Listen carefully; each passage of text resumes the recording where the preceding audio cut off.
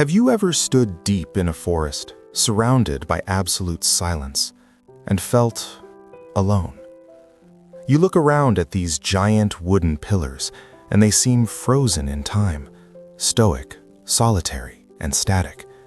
But what if I told you that silence is a lie? What if the ground beneath your feet is actually vibrating with a conversation so complex it rivals our own internet? Welcome to The Last Read, books for your ears, wisdom for your life. I'm your host, and today we are decoding the secret language of nature. We are diving into Peter Wohllleben's global phenomenon, the hidden life of trees. By the end of this episode, you will never look at a tree the same way again. If you're ready to shift your perspective on the world, make sure you're subscribed, because today we are peeling back the bark to reveal a bustling metropolis hidden in plain sight. Now, you might expect a book about the feelings of trees to come from a mystic or a poet, but Peter Wohlleben was actually the exact opposite. For over 20 years, he was a commercial forester in Germany. His job was to look at a forest and see a warehouse. He assessed trees for their timber value. Straight trunks meant profit. Crooked, gnarled trees were flaws to be weeded out. He later admitted that he knew as much about the hidden life of trees as a butcher knows about the emotional life of animals. But eventually, something shifted. As he led tourists through his reserve, he noticed they weren't impressed by the commercially perfect trees. They were drawn to the twisted, moss-covered, resilient ones. It forced him to stop looking at the forest as a factory and start seeing it as a society.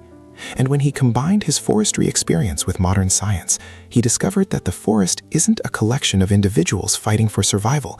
It is a superorganism. The backbone of this society is what scientists have cleverly dubbed the wood wide web. Imagine that under every step you take in the woods, there are miles of microscopic fungal threads called mycelium. These fungi link the roots of different trees together, acting like fiber optic cables, and through this network, trees are talking.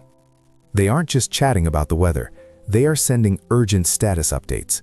If a beetle lands on a pine tree and takes a bite, that tree tastes the predator's saliva and sends a chemical distress signal through the fungal network. The neighboring trees pick up the message and immediately start pumping toxic tannins into their leaves to make themselves taste terrible. It is a neighborhood watch system that runs 24/7. But this web isn't just used for fear, it's used for healthcare.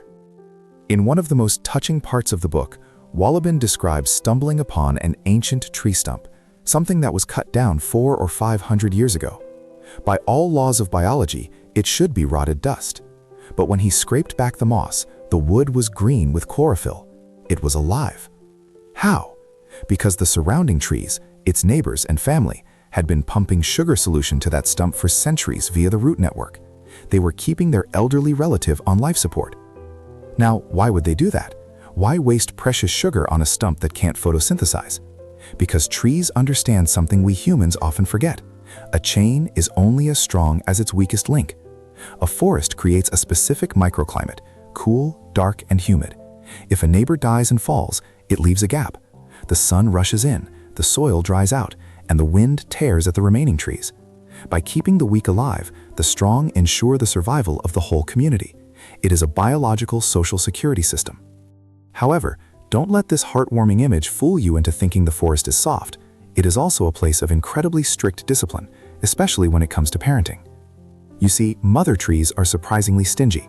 Their massive canopies block out 97% of the sunlight. This means their children, the saplings on the forest floor, are forced to grow in the dark, surviving on just 3% of available light. Wohlleben calls this strict upbringing, and it is crucial. Because the saplings are light-starved, they grow excruciatingly slowly. This makes their wood cells tiny, dense, and flexible. It teaches them to be tough. If they grew too fast, they would be airy and weak, snapping in the first winter storm. The mother trees are essentially grounding their kids for 100 years to ensure they are strong enough to live for 500. This becomes heartbreakingly clear when we look at the trees in our cities, the ones Wohlleben calls street kids. Urban trees are often planted alone, cut off from the fungal network by concrete and compacted soil. They are deaf and dumb, isolated from the conversation. Without a mother to block the light, they gorge on the sun and grow massive in just a few decades. They look successful to us, but inside they are weak. Their wood is spongy, and without a community to warn them of pests or pump them sugar when they are sick, they live fast and die young. A city tree is lucky to reach 50, while its forest cousin is just getting started at 100. It really drives home the central thesis of the book. A tree can be only as strong as the forest that surrounds it. So, the next time you walk through a park or a woodland, remember that the silence is an illusion. You are standing in the middle of a loud, chaotic, supportive family dinner that has been running for millions of years. It's a reminder that resilience, for beeches, oaks, and perhaps for us, doesn't come from standing alone. It comes from connection. If you want to dive deeper into the science of the Wood Wide Web and explore the harsh etiquette of the forest, I've put a link to buy the book right in the show notes. It is a read that will ground you, pun intended. Thanks for listening to The Last Read.